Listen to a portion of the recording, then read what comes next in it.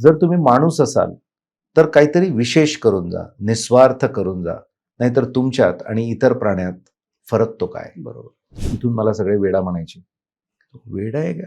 सगळं जग इथे येत आहे पुण्या मुंबईत आणि तू परत चाललाय. मला व्याख्यानाच्या मानधनातून जी रक्कम मिळायची त्यातून मी या संस्थेची सुरुवात केली. लग्न केलं मी त्याच वर्षी, तर रजिस्टर लग्न केलं मुद्दाम. त्याच्यातून जे पैसे वाचले त्यातून 10 मुला-मुलींना दत्तक घेतलं. क्या बात आहे. ते 10च्या 10 क्लास 1 क्लास 2 झालेत नंतर 1-2 वर्षांमध्ये. पुणे सोडून कोकण आहे किंवा पश्चिम महाराष्ट्रातले विद्यार्थी जी. जळगावला येणं ही जी. खूप मोठी गोष्ट आहे सर. सामाजिक क्षेत्रातला सर्वोच्च पुरस्कार आहे, राष्ट्रीय पुरस्कार, सर्वश्रेष्ठ सामाजिक संस्था म्हणून तो भारताच्या महामहिम राष्ट्रपतींच्या हातून मिळाला. क्या बात आहे. तर आपलं काम आपलं उत्तर असतं. बरोबर. असं म्हणतात, काम बोलतं. आमचं घर होतं, हं. तिथे राहायचो. ते घर विकून टाकलं आणि मी बापरे. भाड्याच्या घरात राहायला गेलो. घर विकलं. त्याच्यातून 200 मुलांना घेतलं. ज्यांचं आयुष्य घर बांधण्यात जातं ते घर तुम्ही विकलं आणि भाड्याच्या घरात गेलात, म्हणजे तुमचा प्रवासच उलटा होतोय. मला एका ब्लाइंड मुलाने विचारलं होतं की आम्ही स्वप्न पाहू शकतो का. राज्यघटना पाठ करून काही नाही होत. राज्यघटना जगता आली पाहिजे, अधिकारी म्हणून, नागरिक म्हणून. दुर्दैवाने तसं फार कमी होताना दिसतं. कित्येक मुलं असे, मुली असे आहेत की त्यांना नाव पण नव्हतं. बरं. म्हणजे त्यांचं नाव फक्त राज, हं. फक्त पंकज, फक्त मोहिनी.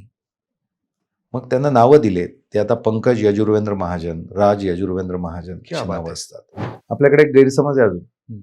क्लास 1 केलं तर क्लास 2 तरी होतो माणूस. या क्षेत्रातून आजपर्यंत जी लोक पास आउट नाही झाली ती काय रस्त्यावर आली का? नाही. मी तुम्हाला हजारो स्टोरी सांगू शकेल की त्यांनी त्यांचं जग इतकं उभारलं. कॉम्पिटेटिव्ह एक्झाम नाही, हे जनरल करिअर आहे. बरोबर. जनरल म्हणजे काय?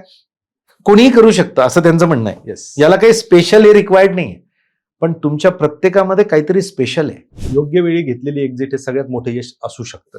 संघर्ष जितना गहरा होगा, जीत उतनी शानदार होगी.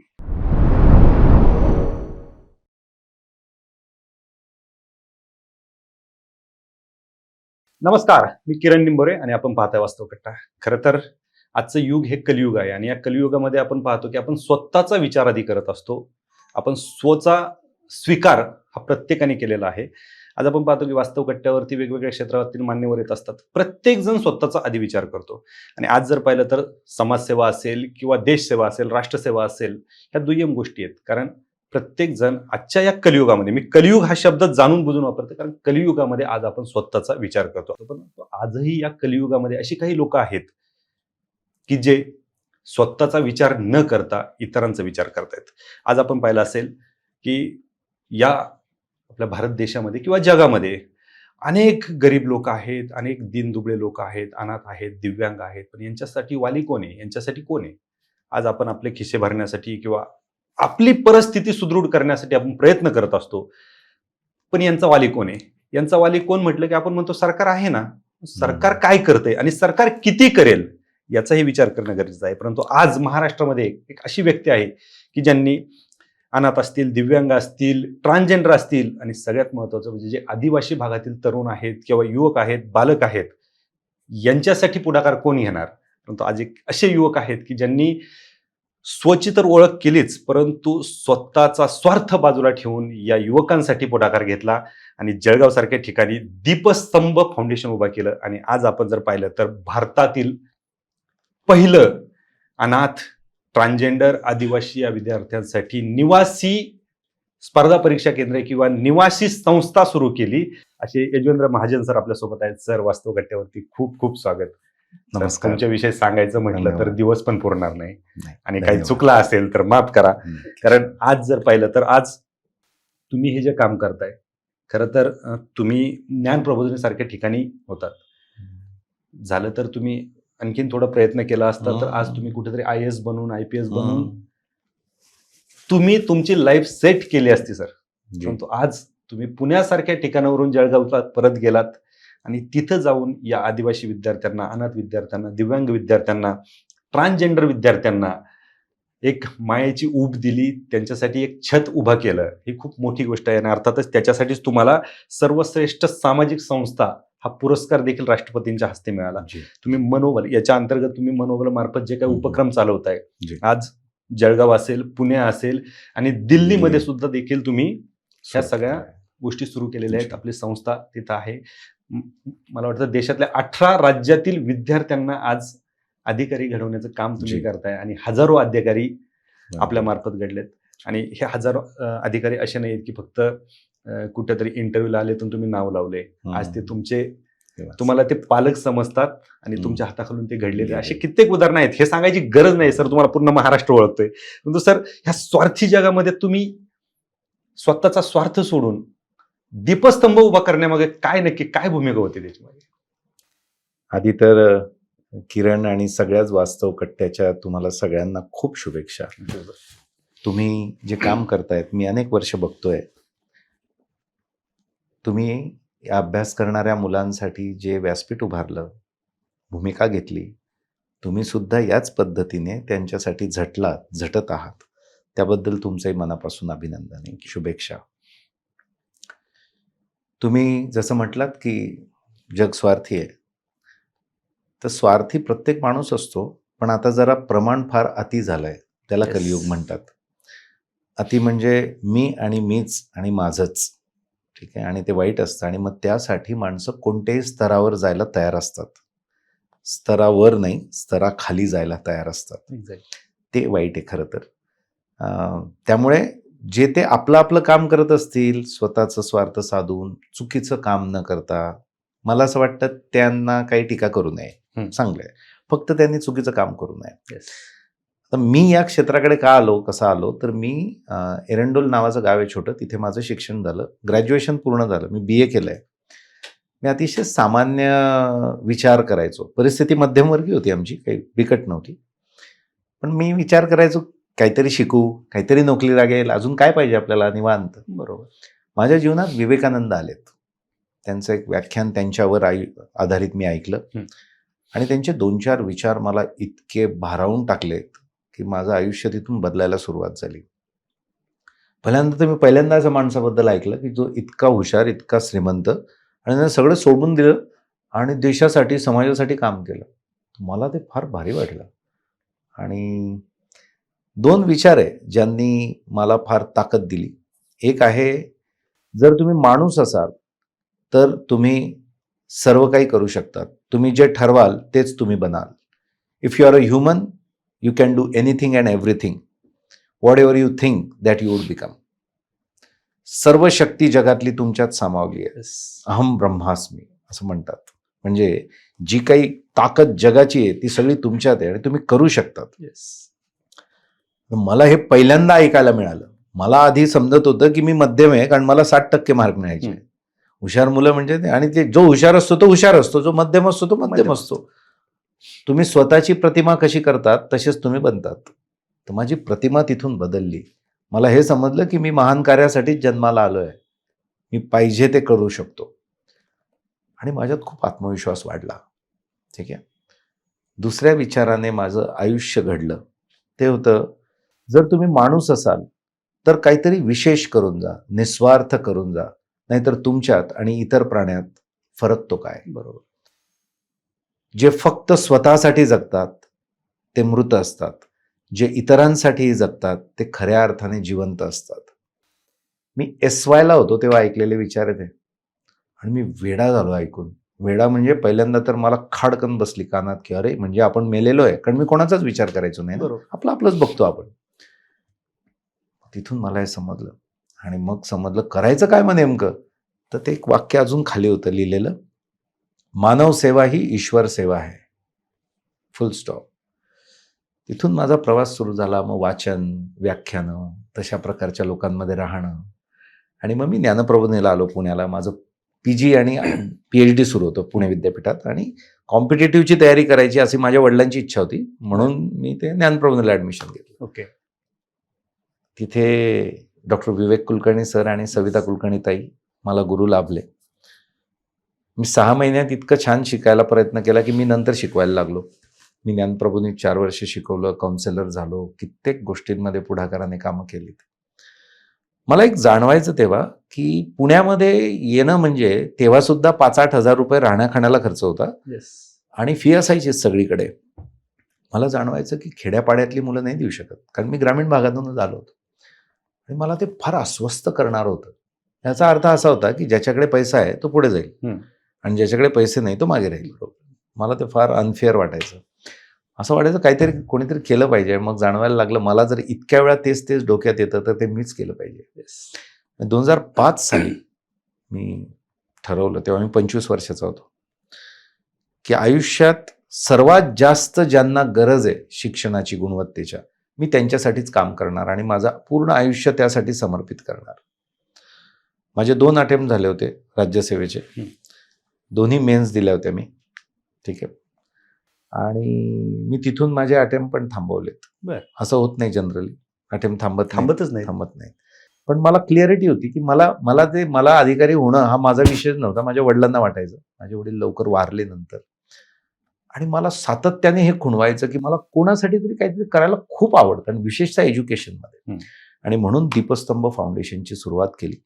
जळगाव, धुळे, नंदुरबार या भागातल्या ग्रामीण आदिवासी मुलांसाठी आधी सुरू केलं. तिथून मला सगळे वेडा म्हणायचे. वेडा आहे का? सगळं जग इथे येत आहे पुण्या मुंबईत आणि तू परत चाललाय. पण मला असं वाटायचं की म्हणजे इथे काम करणं चुकीचं आहे असं वगैरे नाही म्हणणं. मला पाहिजे होतं की ज्यांना काहीच मिळत नाही ना त्यांना द्यायला मला जास्त आवडतं. बरोबर. ठीक आहे. आणि परत गेलो. माझ्याकडे पैसे नव्हते. माझे वडील वारले होते आणि मी व्याख्यानं द्यायचो, प्रबोधिनी शिकवायचो. मला व्याख्यानाच्या मानधनातून जी रक्कम मिळायची त्यातून मी या संस्थेची सुरुवात केली. NGO.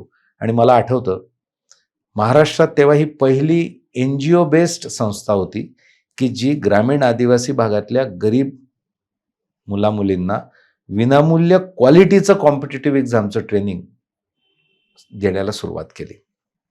आणि मग मी तिकडे गेलो, काम सुरू केलं. गेल्यावर समजलं नुसतं गायडन्स देऊन नाही चालणार, राहण्या खाण्याचंही एक मुलगी भेटली होती मला. तर ती मला ऐराणीत म्हटली होती, मी वावरमा जास म्हणे, म्हणजे मी कामाला शेतात जाते. म्हटलं शिकेल नाही का तू? म्हटले शिकेल शे. BSc मॅथमॅटिक्स डिस्टिंक्शनमा पास शे. बरं. म्हटलं मग शेतात का जाते? दीपस्तंभला ये, 30 किलोमीटर इथून फक्त. तर ती म्हटली होती माझे वडील वारलेत, मी शेतात काम करते तेव्हा संध्याकाळी घरात चूल पेटते, कारण आई आणि आजी माझी आजारी असते घरात. भाऊ लहान आहे. तुमच्याकडे आली तर मला खायला कोण देणार? राहू कुठे मी? मग समजलं की रेसिडेन्शियल केलं पाहिजे. आणि मग भाड्याने घरं घेतले. डोनेशन मिळायचे नाही. लग्न केलं मी त्याच वर्षी, तर रजिस्टर लग्न केलं मुद्दाम. त्याच्यातून जे पैसे वाचले त्यातून 10 मुला-मुलींना दत्तक घेतलं. क्या बात आहे. ते 10च्या 10 क्लास 1 क्लास 2 झालेत नंतर 1-2 वर्षांमध्ये. आणि मग हळूहळू हे मॉडेल पुढे जायला. ग्रेट. पण ज्यावेळेस तुम्ही सांगितलं की तुम्ही ज्ञान प्रबोधिनीमध्ये शिकवत होते, पुण्यामध्ये तुम्ही शिकवत असताना, आणि तो एक काळ होता की फक्त पुणे हे स्पर्धा परीक्षेचं हब होतं, शिक्षणाचं माहेरघर होतं, आणि तुम्ही जळगाव सारख्या ठिकाणी हे संस्था घेऊन गेले, तिथं सुरू केले. मला असं वाटलं नाही कधी की तिकडे स्पर्धा परीक्षेचे विद्यार्थी येतील का? असं काही डाऊट नाही?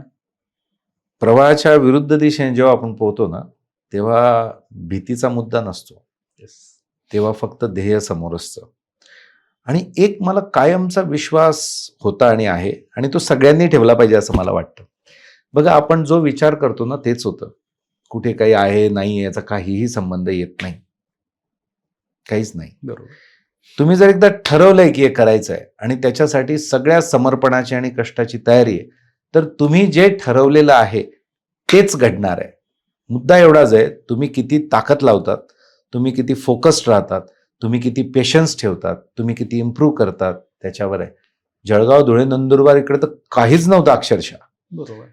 पण माझी कन्सेप्टच ही होती की त्या मुलांना तुम्ही पुण्यात आणून करणार काय? त्यांचे खर्च कोण भरणार? आमच्याकडे पण पैसे नाही. हेच त्या भागात होऊ शकतं ना. आणि साधी गोष्ट आहे, पुण्यात जेवढी लोक शिकवतात ही पुण्यातली आहे का? नाही, ही सगळी ग्रामीण भागातून आली. काय असतं, एखाद्या ठिकाणी व्यवस्था निर्माण व्हायला लागतात आणि सगळं केंद्रीकरण एका ठिकाणी होतं. बरोबर. आणि त्याचं नाव होतं. हे कुठल्याही क्षेत्राचं असंच असतं. ठीक आहे. तसं ते झालं. मग माझ्या डोक्यात होतं, हीच लोक जर ग्रामीण भागात परत गेली तर हे क्वालिटी एज्युकेशन कुठे मिळेल? ग्रामीण भागात मिळेल. मग माझ्याबरोबर माझे 10 मित्र पण यायला लागले शिकवायला तिथे. आणि त्याच्यातून हे सगळं उभं राहिलं. आणि तो पहिल्यांदा विश्वास मिळाला महाराष्ट्राला की ग्रामीण भागात, आदिवासी भागात हे होऊ शकतं.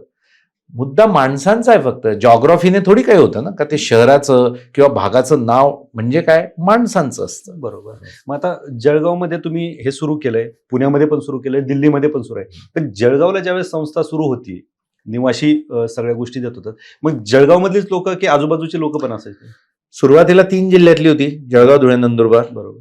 नंतर 2-3 वर्षात असं झालं की इतकं क्वालिटीचं गायडन्स मिळायला लागलं आणि फ्री होतं. बरोबर. काही मुलं फी भरून यायचे, हा. जे मध्यमवर्गीय होते की नाही बरोबर. ते फी भरायचे आणि त्यांनी भरली पाहिजे. येस. बाकी सगळी 60% मुलं फ्री असायची. तर मग मराठवाड्यातून यायला लागली, बापरे. मग विदर्भातून यायला लागलीत, मग कोकणातून यायला लागलीत. 2011 पर्यंत असं झालं की महाराष्ट्रातल्या सगळ्या 34-35 जिल्ह्यातली मुलं आपल्याकडे शिकायला होती. क्या बात आहे. आणि तेव्हा मला आठवतं की तेव्हा हा एकच जिल्हा, एकच प्रोजेक्ट असा होता पुण्याच्या व्यतिरिक्त की जिथे अख्ख्या महाराष्ट्रातून मुलं शिकायला होते. क्या बात आहे. म्हणजे पुणे सोडून कोकण आहे किंवा पश्चिम महाराष्ट्रातले विद्यार्थी जी. जळगावला येणं ही जी. खूप मोठी गोष्ट जी. आहे सर. जी. जी. आणि त्यावेळेस ज्यावेळेस आता जळगावमध्ये सगळी संस्था चालायची, रिझल्ट पण त्या पद्धतीने यायचे. कारण आज आम्ही पाहतोय की IAS आहेत, IPS, त्यातले काही वास्तव कट्ट्यावरती पण येऊन गेले. आणि मनसोक्त आम्ही सर पाहतो की ज्यावेळेस एखादा कॅन्डिडेट वास्तव कट्ट्यावरती येतो, त्यांनी कुठेतरी कोचिंग क्लास केलेला असतो, कोणाचं तरी मार्गदर्शन घेतलेलं असतं, पण ते उत्स्फूर्तपणे त्या कोचिंग क्लास विषयी बोलत नाहीत. अच्छा. किंवा त्यांना सांगायला ते आपण वाटतं की बाबा मी हा क्लास केलाय किंवा या क्लासचं नाव जर घेतलं तर कुणाला आणखी नाराज होईल का. पण ज्यावेळेस सर दीपस्तंभचे जे स्टुडंट आहेत हे ज्यावेळेस वास्तव कट्ट्यावरती येतात ना, ते 30-40% फक्त दीपस्तंभ विषयीच बोलतात आणि किती चांगल्या पद्धतीने त्यांना ते मिळतंय ते त्याच्यातून कळतं. कारण ऑन कॅमेरा बोलायला तशा पद्धतीने मिळालेलं असलं पाहिजे. त्याचं कारण आहे की हे करताना ना आर्थिक विषयच नव्हता. बरोबर. हे होतं, उद्देश हा होता की जसं माझा मित्र आहे मनोज शर्मा, ते आपल्या संस्थेचे डोनर पण आहेत. त्यांच्या पिक्चरमध्ये 12th फेलमध्ये सिर्फ राजा का बेटा राजा नाही बनेगा, ठीक आहे ना. तर खेड्यापाड्यातल्या मला मिळालं पाहिजे राव. त्यातल्या त्यात कोण जे इतक्या प्रतिकूलतेत राहून सुद्धा परफॉर्मन्स देत आहेत 10वी-12वी ग्रॅज्युएशन पर्यंत. त्यामुळे तो एक महत्वाचा कॉज होता. आणि दुसरा कॉज होता की चांगली माणसं घडली पाहिजे. कर्तव्यदक्ष, प्रामाणिक आणि संवेदनशील लोक जर प्रशासनात गेली तर केवढा परिणाम होऊ शकतो, केवढा बदल होऊ शकतो. अगदी क्लास 1 पासून क्लास 4 पर्यंत सगळ्या याच्यामध्ये. आणि तो उद्देश होता.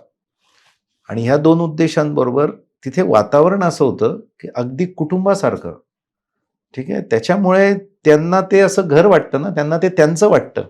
बरोबर. आणि त्यामुळेच ते बोलतात. त्यावेळेस एक मुलगी DYSP झाली स्नेहा नावाची एक्साईजला, एक एक्साईजला SP झालाय गणेश म्हणून. अशी अनेक मुलं हे पहिल्या 5 वर्षातले आहेत. काही तहसीलदार झाले, 5-6 वर्षांनी IAS व्हायला सुरुवात झालेत. ठीक आहे. संदीप साळुंके आणि राजेश पाटील हे माझे 2 खास दोस्त, माझ्या मोठ्या भावासारखे. आम्ही तिघांनी मिळून खूप प्रवास केला आधी 3 जिल्ह्यात. लोकांचं प्रबोधन केलं. राजेश पाटील साहेब आता ओरिसा कॅडरला सेक्रेटरी आहेत. संदीप साळुंके साहेब आता नागपूरला इन्कम टॅक्सला कमिशनर आहेत. खूप काम केलं. विशाल मकवाने होते तेव्हा, ते स्टुडंट होते आधी, मग ते IRS झाले, मग तो यायला लागला. तर असं खूप काम केलं. आणि त्याच्यातून मग आता हजारो मुलं वेगवेगळ्या पदांवर महाराष्ट्रात आहे, भारतामध्ये. तर पहिला हा 6-7 वर्षांचा टप्पा होता की त्याच्यात सगळे ग्रामीण आदिवासी मुलांचे एस्टॅब्लिश्ड युनिट झालं.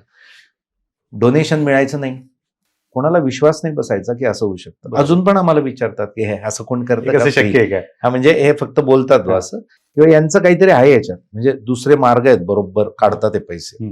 तर आधी मला याचं फार वाईट वाटायचं. तुम्ही जेव्हा 100% प्रामाणिकपणे एखादं काम करतात आणि लोक तुमच्यावर शंका घेतात तर कसं वाटेल. 100% वाईट वाटतं. फार वाईट. आणि मला चीड यायची फार. नंतर मला समजलं की तसं नाही आहे. मुळात असं आहे, असं कोणी करतच नाही ना, त्यामुळे त्यांना विश्वासच बसत, वातावरणच नाही ना तसं. का करावं यांनी. हा म्हणजे असं कुठे असतंय का, म्हणून ते अविश्वास दाखवतात. मग मी शांत राहायला सुरुवात केली. पेशन्स ठेवणं, शांत राहणं, उत्तरं न देणं, याच्याने सगळं काही व्यवस्थित होतं. आणि मग आम्हाला तुम्ही म्हटलात तो भारतातला या सामाजिक क्षेत्रातला सर्वोच्च पुरस्कार आहे, राष्ट्रीय पुरस्कार, सर्वश्रेष्ठ सामाजिक संस्था म्हणून, तो भारताच्या महामहिम राष्ट्रपतींच्या हातून मिळाला. क्या बात आहे. तर आपलं काम आपलं उत्तर असतं. बरोबर. असं म्हणतात, काम बोलतं. आपण जास्त ह्याची गरज नाही. 6-7 वर्षात ते युनिट एस्टॅब्लिश करायला पण पैसे मिळाले नाही, पहिले 5 वर्ष. मग मी मुळात फार अस्वस्थ आहे. अस्वस्थ म्हणजे एखादं काम खूप गरजेचं आहे आणि ते केलंच पाहिजे, ठीक आहे ना. म्हणजे एखादी कोल्हापूर भागातली अशी मुलगी माझ्याकडे आली आहे की जिची आई देवदासी होती, बरं. ती आता म्हातारी झाल्यामुळे मागून खाते, आणि ही मुलगी कशी तरी ग्रॅज्युएट केली आणि ती 500 किलोमीटर प्रवास करून मला मदत मागायला आली. आणि मी तिला काय सांगायचं, माझ्याकडे पैसे नाही आहेत, जागा नाही संस्थेकडे, 6 महिन्यांनी आहे. हे मला जमतच नाही, हे इनह्युमन आहे. म्हणजे तुम्ही स्वतःचा पण अपमान करताय, स्वतःच्या क्षमतांचा. मला वाईट वाटायचं परत पाठायला. मग मी काय केलं, आमचं घर होतं तिथे राहायचो, ते घर विकून टाकलं आणि मी भाड्याच्या घरात राहायला गेलो. घर विकलं. त्याच्यातून 200 मुलांना घेतलं, मोठ्या बिल्डिंग भाड्याने घेतल्या. आणि मग लोकांना ते समजलं की अरे हा खरंच काहीतरी करतोय, कारण तुमचा आकार वाढला ना संस्थेचा, मग लगेच लक्ष जातं. आणि मग लोकांनी त्याच्यात सहभाग द्यायला सुरुवात केली. मग कार्यकर्ते वाढले, डोनर वाढले, आणि मग 250-300 मुलं ग्रामीण आदिवासी असं 2013 पर्यंत एस्टॅब्लिश झालं. क्या बात आहे सर. म्हणून मी सुरुवातीला उल्लेख केला होता की कलियुग, या कलियुगामध्ये कोण हे करत नाही. म्हणजे ज्यांचं आयुष्य घर बांधण्यात जातं, ते घर तुम्ही विकलं आणि भाड्याच्या घरात गेलात, म्हणजे तुमचा प्रवासच उलटा होतोय. माझ्या वडिलांचं घर आणि शेत होतं, दोघं विकले. मी मुद्दाम, म्हणजे काय सांगू, मला यात फार विशेष नाही वाटत. माझं स्वप्न आहे ना, माझे स्वप्न पूर्ण करण्यासाठी मी करतोय. It's okay. आणि प्रत्येकाची स्वप्न काय असावी ते आपण ठरवू नाही शकत ना. पण माझं स्वप्न काय आहे, मला माझ्या अख्ख्या आयुष्यामध्ये कोट्यावधी लोकांच्या कामी यायचं आहे आणि मला त्याच्यातच समाधान आहे. तर ज्याचं त्याचं, तर माझ्या समाधानासाठी आता मी भाड्याच्या घरात राहायला गेलो, त्रास होतो थोडा, अजूनही भाड्याच्या घरात आहे मी. बरं. तर ठीक आहे ना, पण या मुलांच्या त्रासासमोर हे काय आहे रे, काहीच नाही, नथिंग. पण लक्षात ठेव, त्याच्याने परिणाम काय झाला, मी एक घर विकलं तर माझी 200 घरं तयार झालीत. ठीक आहे ना, आज 200 नाही 2000 घरं आहेत असं समज. मी कोणत्याही जिल्ह्यात, कोणत्याही तालुक्यात, आता किमान 16-17 राज्यात गेलो तर मला हॉटेलला नाही राहायला लागत, माझं घर आहे. आणि प्रत्येक ठिकाणी उलट त्यांना वाटतं की यांनी, मास्तरांनी आमच्याकडे आलं पाहिजे, असे घर आहेत. फायदा सौद्याचा आहे. सर, मी पाहतो की अनाथ आश्रम असतात, वय वर्ष 18 झालं, म्हणजे 12वी पास झाली मुलगी की तिला त्या संस्थेतून बाहेर काढलं जातं. तो नियम आहे. हे काही अपवाद असते, त्याला मला माहित नाही, चुकत असेल तर करेक्ट करा मला. बरोबर. आपल्याकडे पण अनाथ मुलं असतात, आपल्या संस्थेमध्ये अनाथ मुली असतात. ह्या मुलींचं काय होतं नंतर, किंवा मुलांचं काय होतं 18 वर्षानंतर? 13-14 नंतर काय झालं, पहिल्या टप्प्यात माझ्या संपर्कात काही अपंग मुलं आलीत आणि ते आल्यावर मला एकदम माझे डोळे उघडले. मला एका ब्लाइंड मुलाने विचारलं होतं की आम्ही स्वप्न पाहू शकतो का, आणि मला माझं व्याख्यान होतं, ते संपल्यावर त्याने विचारलं. तर मला लक्षात आलं की आपल्या देशात ना दिव्यांग व्यक्ती जे असतात, अपंग, त्यांच्याकडे दयेने बघितलं जातं. दुसरं, त्यांना कमी लेखलं जातं. म्हणजे ना, ते करू नाही शकत असा लोकांना गैरसमज आहे. म्हणजे 8 मुलं IAS झालीत यावर्षी, ब्लाइंड आणि ऑर्थो. लोक म्हणतात, हा कसं काय, कसं कायचा अर्थ काय माहितीये, म्हणजे असं तर होऊ शकत नाही, मग कसं काय, तुम्हाला कोणी सांगितलं असं होऊ शकत नाही? बरोबर, तुम्ही गैरसमज असतो. आणि तिसरं, त्यांनी उच्च शिक्षण घ्यावं याच्यासाठी व्यवस्थाच नाहीये भारतात, हे माझ्या लक्षात आलं. मग लक्षात आलं की सर्वात जास्त गरज कोणाला आहे, ग्रामीण आदिवासी मुलांना की अपंग मुलांना? अपंग मुलांना. म्हणजे ग्रामीण आदिवासी असणाऱ्या मुलांमधल्या व्यवस्थेत अपंगांना आम्ही सामील करून घेतलं. मग लक्षात आलं, तुम्ही जो विषय काढला, एकदा एक मुलगा भेटला आणि तो म्हटला, अनाथ आहे, कोणीच नाही जगात, राहायला नाही, खायला नाही, कामाला नाही, आणि मला शिकायची खूप इच्छा आहे सर. त्या दिवशी मला जाणवलं, कसं वाटत असेल ना की तुम्हाला जगात कोणीच नाही, तुम्ही एकटे, असा विचार करून बघा एकदा. मग मला लक्षात आलं की ही तर भयानक गरज आहे. मग आम्ही अनाथ मुलांना निवासी शिक्षण प्रशिक्षण द्यायला सुरुवात केली. ठीक आहे. आता या दोन्ही गोष्टींमध्ये काय असतं, फक्त कॉम्पिटेटिव्ह नाही, दीपस्तंभ फाउंडेशन मनोबल हा जो प्रकल्प आहे, हा सर्व प्रकारचं उच्च शिक्षणात पण काम करतो. म्हणजे काही मुलं लॉ होतात, काही MBA करतात, IIM ला गेलीत, IIT झालीत, क्या बात आहे, MSW ला गेलीत, अशी सगळी, आणि कॉम्पिटेटिव्ह एक्झाम्स. तर याच्यासाठी अनाथांना तर असतं राहायला.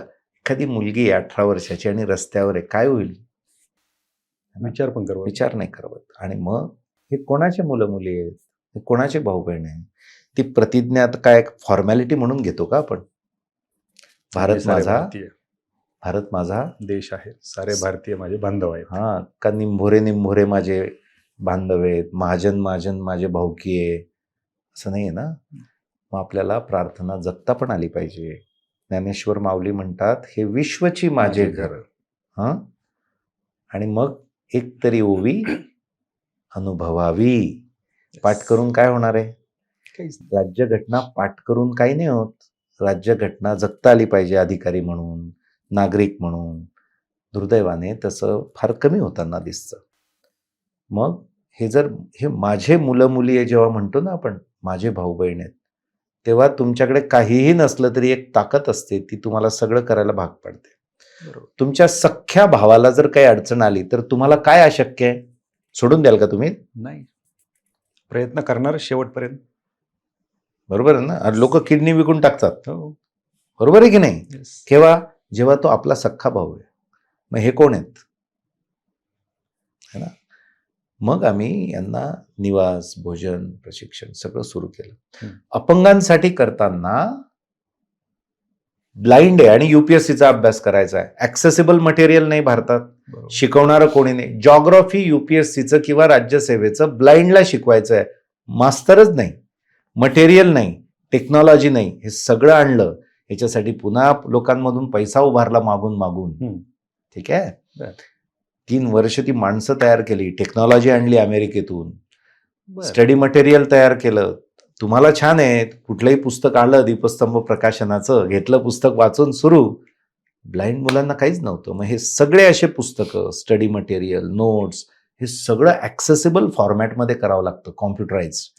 मग त्यांना कॉम्प्युटर शिकवावं लागतं, मग त्यांना लॅपटॉप, कॉम्प्युटर, अँड्रॉइड द्यावं लागतं. 6 महिने ट्रेनिंग चालतं आणि मग तो अभ्यास करू शकतात. बापरे. हे झालं एका अपंगत्वाचं. आता दुसरा केस, हिअरिंग इम्पेअर्ड आहे. तुम्ही जे एमपीएससी युपीएससीला शिकवतात, तुम्ही त्याला शिकूच शकत नाही. मग त्याला कसं शिकवायचं हे शिकवून शिक्षक तयार करायचे. मग ते त्यांना शिकवणार, मग ते पुढे जाणार, मग त्यांचा आत्मविश्वास वाढला पाहिजे. त्यांना बॅकग्राऊंड नाही, मग त्यांची ती तयारी, पर्सनॅलिटीचे कोर्सेस, त्यांचे इंटरव्ह्यूचे प्रोग्राम, त्यांचे सॉफ्ट स्किलचे प्रोग्राम, त्यांना सायकोलॉजिकल काउन्सिलिंग, हे पूर्ण युनिट उभारलं गेलंय. दोन्ही हात नाही, दोन्ही पाय नाही, अशी मुलं आहेत. बरोबर. असं लिहितात, पायाने लिहितात. माझा एक मुलगा आता 12वी पास झाला, ब्लाइंड आहे. पूर्ण पेपर आता कॉम्प्युटरवर दिले त्याने आणि त्याला 12वीला 87% मार्क आहे. क्या बात आहे. पूर्ण पायाने पेपर लिहून माझी मुलगी आता सोलापूरला झेडपी मध्ये ऑफिसर म्हणून जॉईन झाली आहे. पायाने लिहिले, कारण हातच नाही जन्मापासून. मग असे वेगवेगळ्या 14 अपंगत्वांशी आपण डील करतो. 3 प्रकारचे अनाथ असतात, त्या 3ही प्रकारचे याच्यात आपण करतो. अनाथ आणि अपंगांसाठी भारतात हा पहिला मॉडेल प्रकल्प झाला, ज्याच्यात त्या मुलांना accessible inclusive education, higher education, सर्व प्रकारच्या कॉम्पिटेटिव्ह एक्झामचं ट्रेनिंग, गव्हर्नमेंटच्या क्लास 1 पासून क्लास 4 पर्यंत, आणि प्रायव्हेट फील्डमधल्या सगळ्या entrance, engineering entrance, MBA entrance, CA entrance, MSW entrance, law entrance, हे सगळं मटेरियल ॲक्सेसिबल करणं, याला शिकवायला माणसं तयार करणं, त्यांना शिकवणं. 4 मुलं असले तरी शिकवणं, पण ते 4 गेले पाहिजे ना पुढे. तर अशा प्रकारे मग ही सगळी मुलं एकत्र राहतात आणि एकत्र शिकतात. याला इन्क्लुझिव्ह एज्युकेशन म्हणतात. क्या बात आहे. हे जर इतर सर्वसामान्य विद्यार्थ्यांना शिकवायचं तर काहीच नाही करायचं काहीच ना. करायचं. तोच आपल्याला- व्यक्ती आहे, तोच शिकवणार आहे. पण ज्याला अपंगत्व नाही आणि आई वडील नाही ना, त्याने आयुष्यात एकही तक्रार करायला नको. बरोबर. एकदाही त्याने मी करू शकत नाही म्हणायला नको आणि कष्टाला कमी पडायला नको. कारण निसर्गाने तुम्हाला दिलेल्या गोष्टी या, हात, पाय, डोळे, ऐकणं, बोलणं आणि आई वडील, हे कोण देतं आपल्याला? निसर्ग. आपल्याला काही करावं लागत नाही ना त्याच्यासाठी, हे आपोआप मिळतं. ज्यांना निसर्गतः सुद्धा मूलभूत गोष्टी मिळत नाही ना, ते खरे गरजू असतात. बरोबर. पण या मुलींची लग्न पण तुम्ही लावून देता एक बाप म्हणून. इथे या आपल्याकडे याच्यात असणारे सगळ्यांना हा एक परिवार आहे मोठा खरंच. आणि त्यातल्या त्यात अपंग आणि अनाथ जे आहेत ना, त्यांना तर कोणी फार नसतं, लक्ष देत नाही किंवा नसतंच अनाथांना. कित्येक मुलं असे, मुली असे आहेत की त्यांना नाव पण नव्हतं. म्हणजे त्यांचं नाव फक्त राज, फक्त पंकज, फक्त मोहिनी. मग त्यांना नावं दिलेत. ते आता पंकज यजुर्वेंद्र महाजन, राज यजुर्वेंद्र महाजन क्या अशी बात नावं आहे. असतात. ते पायावर उभे राहतात. नंतर लग्न करायचं, कोण बघणारं नाही, मग आपण त्यांच्यासाठी योग्य स्थळ शोधणं, त्यांचं लग्न करणं आणि लग्न करून मग त्या मुली सासरी जातात आणि दरवर्षी 2 वेळा माहेरासाठी पुन्हा आपल्याकडे येतात. क्या बाईला बात आहे. माहेर पाहिजे ना, घर पाहिजे. Yes. तर असं हे पूर्ण लाईफ सायकल चालतं. आपण म्हणतो हे विश्वची माझे घर. क्या बात आहे. म्हणजे दिल्लीमध्ये आणि पुण्यामध्ये सेम चालतं. हा सगळा प्रकल्प जळगावलाच होता. ओके. पण हायर एज्युकेशन जे आहे ना, हं. वेगवेगळे ठिकाणचे, ते फक्त जळगावला नाही ना, ते बरोबर. पुण्यात येतात सगळे हायर एज्युकेशनसाठी. Yes. Law, MBA, MSW, engineering जे काय असेल. आणि मग त्यासाठी आणि दुसरा एक विचार होता अजून, आपल्याकडे एक मोठा प्रॉब्लेम आहे. आपल्याकडे कॉम्पिटेटिव्ह एक्झाम देणारी पण मुलं सगळ्यांना पुण्यात यायचं असतं. Yes. म्हणजे मी गेली 15-20 वर्ष प्रयत्न करतोय प्रबोधन करायचं, की असं स्थान महात्म्य नसतं ना. आपल्याकडे ते धार्मिक याच्यात पण स्थान महात्म्य आहे ना. बरोबर. अरे संतांनी सांगितलंय चराचरात ईश्वर आहे. तुम्ही काय गर्दी करतात? 5-5 लाख लोक तुम्ही एकाच दिवशी जातात, ते सगळा निसर्ग खराब करतात, तिथली व्यवस्था कोलमडतात. हे सगळं स्थान महात्म्य. तसं पुण्यात येऊन नाही कोणी पास होत रे बाबा, अभ्यास करणारा पास होतो. पण ते आपल्या डोक्यात इतकं घट्ट आहे, ते पण एक कारण होतं. म्हणून मग पुण्यामध्ये एक प्रकल्प सुरू केला. दिल्लीमध्ये पुन्हा तेच, की पूर्ण नॉर्थ साईडची मुलं जळगाव पुणे यायला फार त्रास व्हायचा. बरोबर. मग दिल्लीत एक मॉडेल सुरू केलं. तर आता जळगाव, पुणे आणि दिल्ली असं 3 ठिकाणी 650 मुलं आहेत 18 राज्यातली. क्या बात. आणि 1000 मुलं ऑनलाईन आहेत. बरं. कारण हे दिव्यांग आणि अनाथ मुलं बऱ्याच वेळा येऊ नाही शकत. मग ते जिथे तिथून त्यांना ऑनलाईन सगळं एज्युकेशन आणि ट्रेनिंग दिलं जातं. ग्रेट. म्हणजे पूर्ण महाराष्ट्रच कव्हर झालाय म्हणायचं. मला वाटतं साऊथचा टप्पा राहिलाय. नाही, साऊथ पण आहे ना, सगळेच आहेत. फक्त प्रोजेक्ट तिथे नाही. ओके. 2007 विद्यार्थी इकडे येतात. ते विद्यार्थी आहेत, 18 राज्य आहेत ना सगळे. 2027 मध्ये बँगलोरला प्रकल्प सुरू होतोय आणि मुंबईत सुरू होतोय. क्या बात आहे. नाही सर, निश्चितच याचा विद्यार्थ्यांना फायदा होतोय, कारण हजारो विद्यार्थी आजपर्यंत सरकारी नोकरीमध्ये गेले. त्याच्यामध्ये कित्येक IAS IPS आहेत. आत्ताच नुकताच वास्तव कट्ट्यावर पण 2 इंटरव्ह्यू झाले. त्याच्यामध्ये मला वाटतं रुपाली केकान, रेणुका केकान. येस. रेणुका हिअरिंग इम्पेअर्ड आहे. येस. ती IAS होणार. बरोबर. माझा एक मुलगा आहे, दोन्ही हात आणि दोन्ही पाय कापले गेलेत त्याचे रेल्वे ऍक्सिडेंटमध्ये. बरं. तो आता IRS ऑफिसर आहे दिल्लीमध्ये. सूरज. क्या बात आहे. सतीश कल्याणी नावाचा मुलगा आहे माझा. सतीश कल्याणी महाजन लावतो तो आता. आई वडील नाही, कोणी नाही जगात. आणि सतीश PSI झालाय. आता मुंबईत जॉईन केलं सतीशने. मंगल नावाची मुलगी आहे. मंगल खरं तर माझ्या बहिणीसारखी आहे, कारण तिचं वय 34 आहे. बरं. तिची उंची 2.5 फूट आहे. दिव्यांग आहे, ड्वार्फिझम आहे तिला. आणि आई वडील कोण माहित नाही. ती भिवंडी गावात सापडली म्हणून तिचं नाव मंगल भिवंडीकर आहे. बर. ती आता टॅक्स इन्स्पेक्टर झाली नागपूर महापालिकेमध्ये. क्या बात. असे मी किती उदाहरणं सांगू तुम्हाला. माझा गौरव नावाचा मुलगा आहे. म्हणजे तो दिव्यांग किंवा अनाथ नाहीये. तो मिडल क्लास किंवा लोअर मिडल क्लास मधला आहे. चोपड्याचा आहे. वडील शिक्षक, आई शिक्षक. तो आता IAS आहे राजस्थानमध्ये. तो पहिल्या त्याच्या शालेय स्तरापासून होता. अशी खूप सारी मुलं वेगवेगळ्या क्षेत्रात. मोहिनी नावाची मुलगी आहे, मोहिनी यजुरेंद्र महाजन, कम्प्लीट ब्लाइंड आणि complete orphan. Bank probationary class 1 आहे आता. सर, एक विशेष सांगू काय वाटलं, की तुम्ही बोलत असताना ज्यांनी तुमचं नाव लावलंय ते ठीक आहे, पण तुम्ही आत्तापर्यंत एकाही विद्यार्थ्याला विद्यार्थी म्हटले नाहीत. माझा मुलगा किंवा माझी मुलगी. म्हणजे एक बाप म्हणून तुम्ही त्यांचा सांभाळ करताय, ही सगळ्यात मोठी गोष्ट आहे. किरण, त्याच्यामुळेच हे होऊ शकलं. येस. पण तुम्ही जेव्हा आई वडील भाऊ बहीण होतात ना, तुम्ही सगळं करतात. तुमची सगळी ताकद वापरली जाते. बरोबर. आणि ते एकदम हृदयापासून आहे. आणि त्याच्यामुळे प्रश्नच नाहीये. खूप टोकाच्या गोष्टी अडचणी येतात, करायला लागतात. पण जेव्हा ते आपलं म्हटल्यानंतर विषय संपतो सगळा. येस. तिथे पुढे काही दुसरा प्रश्नच येत नाही. का हा प्रश्नच येत नाही. सर, पण हे जे एवढे विद्यार्थी येत आहेत, दीपस्तंभला येत आहेत, मनोबल मध्ये येत आहेत, काय नक्की यांचं सिलेक्शन प्रोसेस कशी होते? आता आम्ही काय करायला लागलोय 6 वर्षापासून, नॅशनल एंट्रन्स घेतो. कारण काय, जागा त्यातल्या त्यात कमीच आहे आमच्याकडे. आता यावर्षी 650-700 जागा आहेत. ठीक आहे. आणि येणारी मुलं 4-5-7 हजार असतात किमान. बरोबर. काहीतरी क्रायटेरिया पाहिजे. दुसरं असं आहे की सगळीच मुलं कॉम्पिटेटिव्ह एक्झाम आणि सगळीच मुलं हायर एज्युकेशनमध्ये येण्याच्या क्षमतेतली नसतात. ठीक आहे. मग ते पण शॉर्टलिस्टेड व्हायला पाहिजे. बरोबर है ना. या गोष्टींकरता आम्ही एंट्रन्स घेतो आणि एंट्रन्समधून या मुलांची निवड होते. एक रिटर्न टेस्ट असते आणि एक ओरल असते, म्हणजे इंटरव्ह्यू असतो. त्याच्यातून ही मुलं घेतली जातात. अति गरीब आणि दिव्यांग, अनाथ, ट्रान्सजेंडर. मग ट्रान्सजेंडर 2021 पासून आलेत. मला लक्षात आलं की सगळ्यात जास्त गरज तर ट्रान्सला आहे. त्यांना माणसंच समजत नाही आपण. आज कुत्र्यांवर 20-25 हजार खर्च आहे काही काही घरांमध्ये. बरोबर. हा, म्हणजे माझी टीका नाही त्याच्यावर. ठीक आहे, तुम्ही प्राणी, अरे पण माणसं आहेत ना. ठीक आहे, त्यांनाही आपल्यात घेतलं पाहिजे. वीणा नावाची मुलगी माझी ट्रान्स आहे. आधी विनायक होती, आता PSI झाली आहे. तिला पोस्टिंग देत नाहीये अजून गव्हर्नमेंटमधून. ठीक आहे, ती आता तोपर्यंत ITI इन्स्ट्रक्टर झाली आहे क्लास 2. तिने जॉईन केलंय वीणाने. माझी एक मुलगी आहे, ती MBBS ला गेली पॉंडेचेरीला. पहिली महाराष्ट्रातली ट्रान्स जी MBBS ला गेली. क्या बात आहे. अंजली. तर याच्याकरता एंट्रन्स घेतली जाते आणि एंट्रन्समधून जवळपास आम्ही 1000 ॲडमिशन देतो. बाकीच्यांना ऑनलाईन देतो. ओके. याच्यात प्रमाण असं आहे, 55% दिव्यांग घेतो आम्ही एकूण संख्येच्या. ओके. 20% ऑर्फन मुलं घेतो. 15% आम्ही 20% ग्रामीण आदिवासी भागातली मुलं घेतो. अच्छा. इकॉनॉमिकली विकर सेक्शन. 2% ट्रान्सजेंडर आणि 5% असे घेतो की जे मध्यम वर्गातले असतात पण ते येतात. मग ते फी सारखे डोनेशन भरतात. कारण इन्क्लुझिव्ह प्रोजेक्ट आहे. म्हणजे एखाद्याचे वडील शिक्षक आहे, नोकरी आहे, पण तो म्हणतो नाही आम्हाला तुमच्याकडे शिकायचं आहे. त्यांना म्हणतो या तुम्ही, तुमच्या 5% जागा आहे, तुम्ही डोनेशन भरायचं. त्यांना रिसिप्ट दिली जाते रीतसर. ओके. क्या बात आहे. आणि दरवर्षी ती एक्झाम होते? दरवर्षी होते. या वर्षीची कधी? 5 जून आणि 21 जूनला आहे.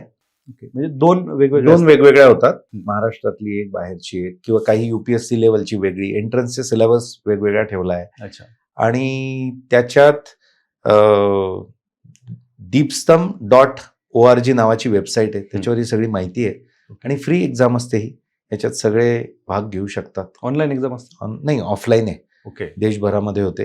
अच्छा. महाराष्ट्रातल्या आपले विभाग स्तरावर होते सगळे. ओके. म्हणजे विद्यार्थ्यांना त्यांच्या सोयीनुसार येता येतं, राहता येतं. आणि विशेष म्हणजे करिअर काउन्सिलिंग केलं जातं त्याच्यातही. ज्यांना ऍडमिशन होत नाही त्यांना सांगतो आम्ही की हरकत नाही, पण तुम्ही म्हणजे ज्याला काहीच मार्क मिळत नाहीये, 10वीला नाही, 12वीला नाही, ग्रॅज्युएशनला पण नाही ना, आमच्या एंट्रन्समध्ये पण, आणि तो म्हणतो नाही मला तहसीलदारच व्हायचंय, मग ते त्यांचं भूत उतरवण्याचं काम करतो. येस. मोठी समाजसेवा आहे ती. बरोबर. नाहीतर ते वेड्यासारखं करत राहतं. त्याला कोणी सांगतच नाही की it is not your cup of T.